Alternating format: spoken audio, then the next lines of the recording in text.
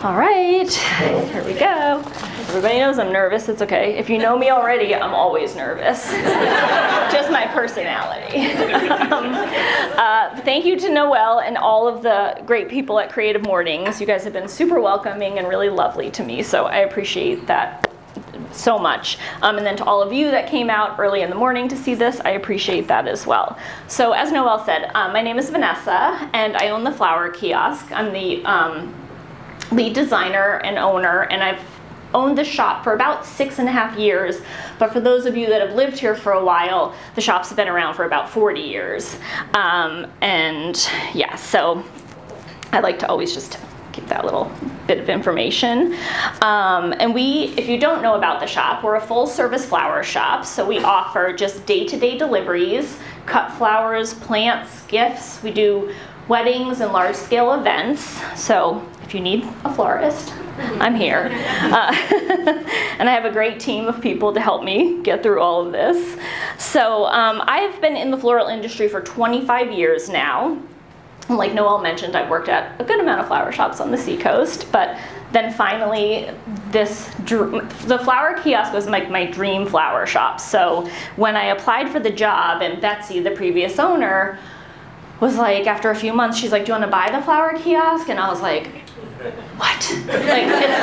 And so seriously, the greatest thing that's ever happened. So I'm very grateful and I love what I do. And some days are hard and some days are, you get weddings, you get people that are difficult, but it's all worth it in the end, So for my talk today, like Noelle did mention, I'm gonna walk through designing an arrangement in real time, and I left this empty, so this is like a compote bowl, and I put chicken wire in it so you guys can see that that's what's my base. As much as possible, we try to move away from Oasis because it's like very toxic for the environment, and we're trying to do as much sustainable things in floral design nowadays. Sometimes you have to use Oasis, but we do everything we can not to. And that's just that flower foam, if anyone wonders what that is. So I'm gonna fill this with water. And then I'm just gonna talk you through how I would design an arrangement in real time. And then I felt like the topic Reverie was appropriate for me because it's an excellent fit for what I do on a day-to-day basis. I do get really caught up in floral design. I think if you're a flower lover, you understand. And it is common for me to just kind of zone out. So, but I'm not gonna do that today because I'm too nervous and I think that's not gonna happen. So if I just stopped talking, that would get kind of weird, I think. So what I start with when designing in this compote, so this is called a compote bowl, thank you. I'll start by just putting in like what I call my base greens. So these are gonna be like your cheap greens, if you will. So the things that don't cost you that much money but bulk it up a little bit, and you're not gonna see a ton of it when your arrangement's finished. So I start with things like, this is Israeli ruscus. So this is a pretty affordable greenery. So if you come into the shop and you just wanna fill in with some affordable things like variegated pit, super affordable, this is affordable, then the rest of this is not as affordable. But we like to just base it with the stuff that, fills in, and then you can just accent with the pretty greens.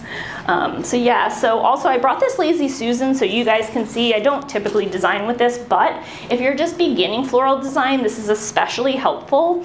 So you can just kind of turn as you go so that you're not ending up with like a flat one-sided design. So if you just keep turning, put something here, we'll put something here, and then you just keep moving it around until, you can get that shape that you're looking for. Another thing too is you want to make sure that all of your greens and all of your flowers touch the bottom of the container, always, because flowers drink a ton of water and you don't want to get stuck with some of your flowers dead, some of them, still looking good. And always make sure to change your water and recut the stems every like 2 to 3 days.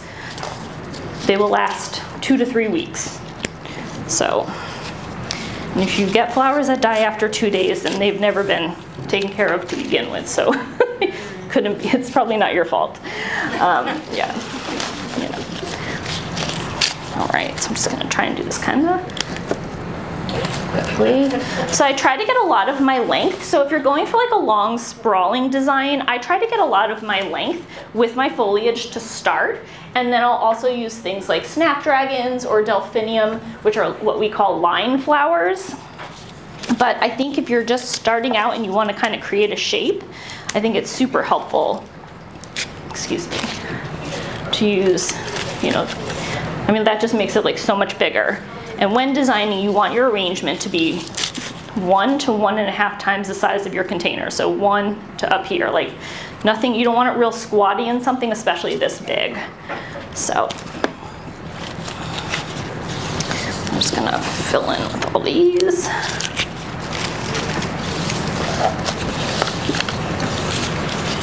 Smells so good. Oh, good. I'm so used to it, I think. Yeah. Yeah. Yeah. So right now I'm just greening up with all different assorted greens. I think it adds a nice like element if you're just adding different types of foliages. Like this is really cool. It's like an Australian fern. It's called emu fern, and it's just going to give it like some fun wispiness to our arrangement, which I think is really just something different.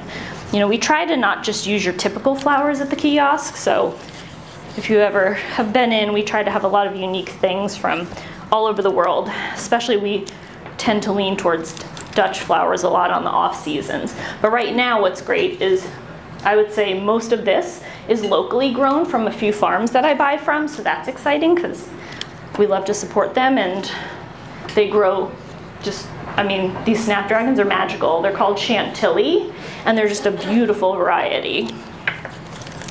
So I like to kind of start with my line flowers, again, to get that shape that I'm trying to go with for the greenery as well. And then also it just gives you some height if you wanted. The other thing with the chicken wire that's really great is if you have the chicken wire in there tight enough and just the way it should be, if you put a flower somewhere, it just stays there. So that's really lovely.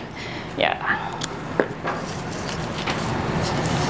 Trying to not make it flat like I just said earlier.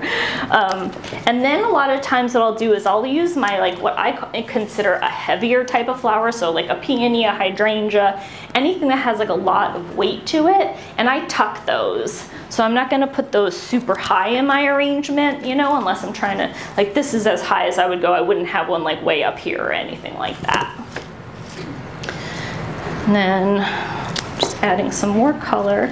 And the reason I chose most of this color palette today is because it's summer, and I was like, why don't we do summer colors? And the locally grown flowers are fun, and they're colorful, and they're so fresh looking and so pretty. So it's hard not to. It's my favorite time of year for flowers. So we're just gonna tuck that. This is also locally grown, this Veronica, which is lovely. And tuck that in there a few different places.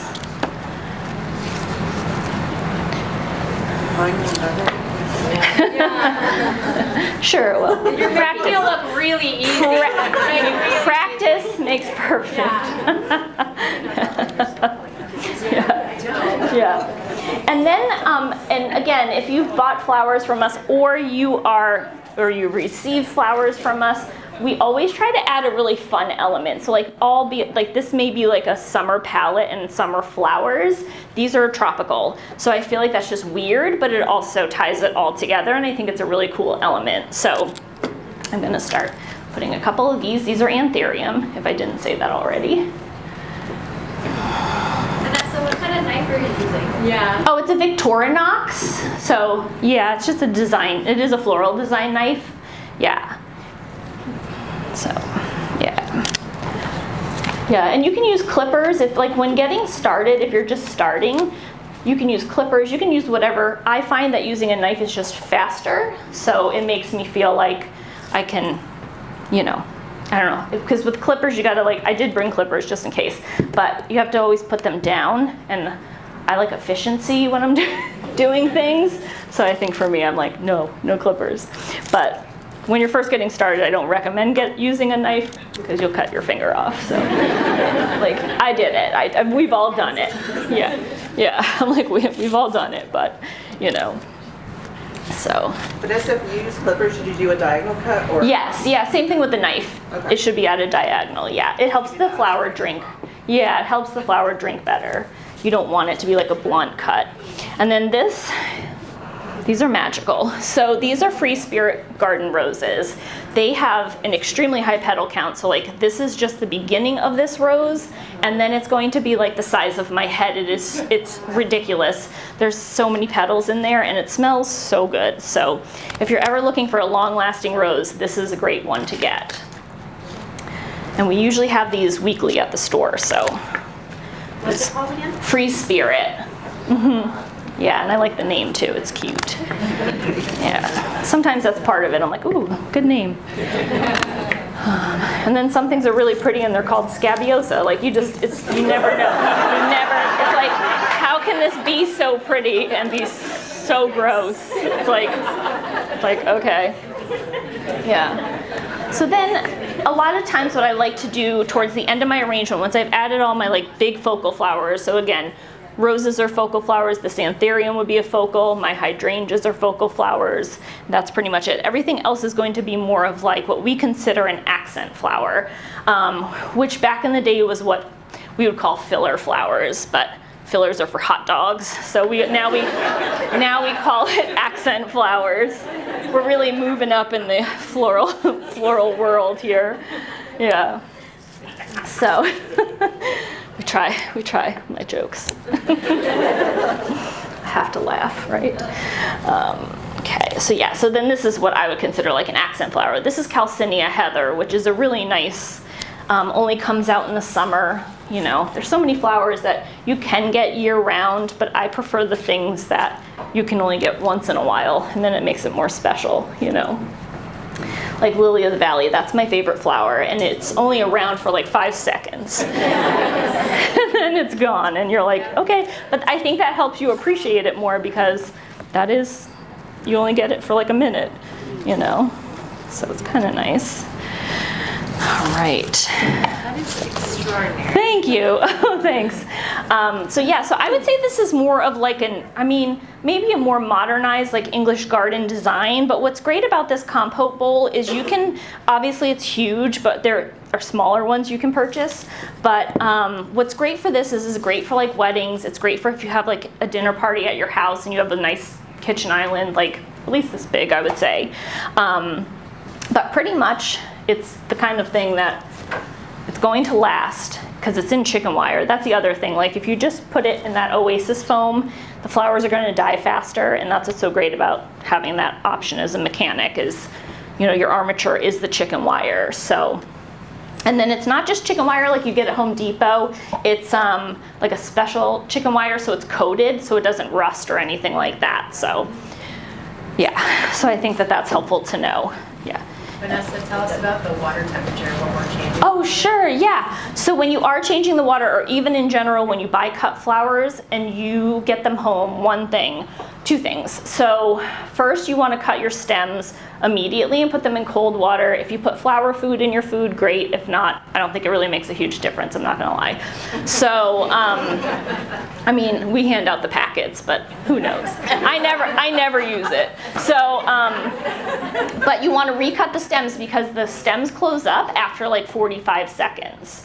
So cut flowers are really, and sometimes I think what happens is people will buy, whether you buy your flowers at the kiosk or the grocery store or whatever. I don't want to know if you do. If you buy your flowers at Trader Joe's, please don't tell me. But no. So you just want to make sure to recut your stems when you get home because otherwise they're just already shut down. Like they're not going to drink that much water.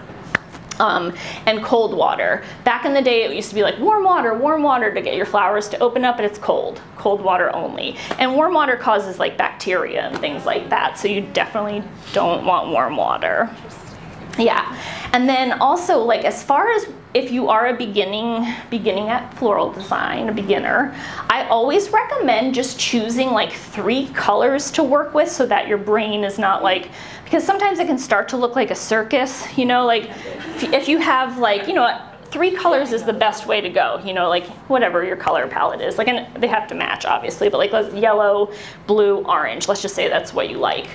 Stick with that and then just keep practicing with like that same color palette until you get it to the point where you like it, and then you can start incorporating other colors, because at first it is overwhelming to have like one purple, one yellow, one green, that looks crazy. So we don't want to do that. So that's always something I recommend, especially in my floral design classes. If you take them with me, you always like try to keep it like real simple or neutrals. So, you know, I think that's super helpful. You used tape on that. Did you have tape? I taped the chicken wire in with like a clear plastic like Oasis tape, so it's like specific for flowers. It's like waterproof. Yeah, but but if you have it in there deep enough and tight enough, you don't even have to. It was just that I was lugging this bunch of different places, so I figured, you know, might as well. Yeah, so pretty much, I'm trying to think of what else I have to tell you guys about. Do you have any flower arranging classes coming up? I do, after wedding season.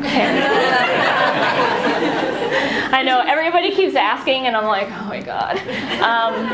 No, it's okay. I'm like, one day at a time. Yeah, so starting back in the fall, we'll go back to having design classes, which I think that's really fun. I love doing those. Those have been a really good. Can you sign up online? Oh, I don't know if you can sign up online. I usually just post it, and then you just pay through Venmo or whatever. Oh, I know. I've got young people, so I'm like, you guys have to help me like get this organized better.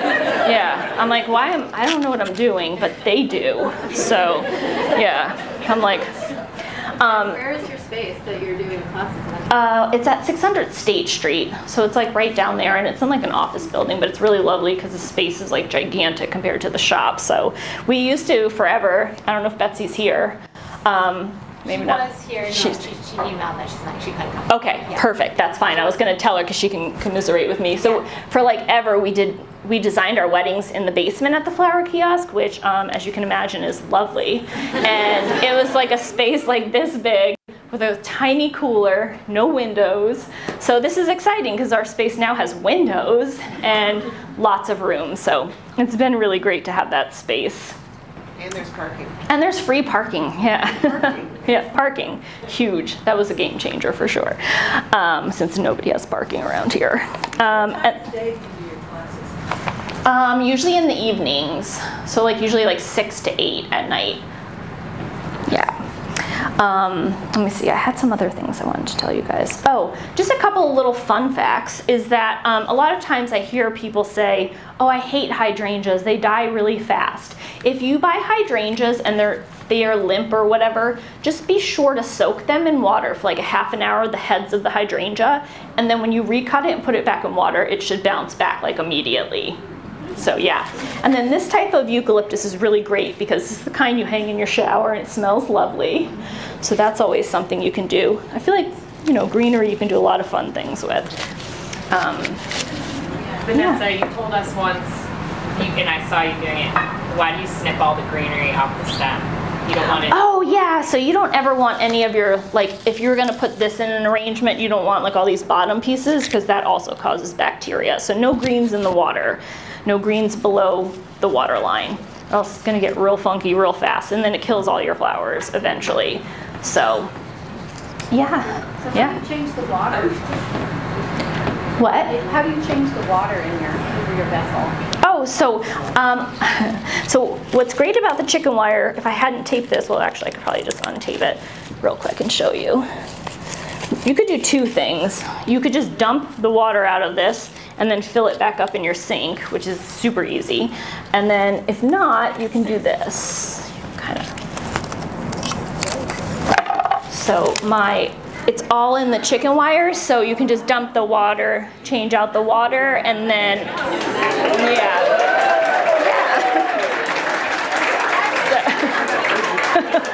So, yes. So, and then you just stick it back in and it's like perfect. Yeah. That's so cool. I know. All right, well I think that's everything I have. I have 30. We probably have more questions. Oh yeah, no, that's great. Yeah. Okay. So how did you get into flowers? What brought you to flowers? Yeah, so actually I was living in Baltimore and I worked at a Whole Foods there and I worked in the department, like the cut flower department, and then that was like kind of a drag. So I left there and went and started working for like a wedding and event company.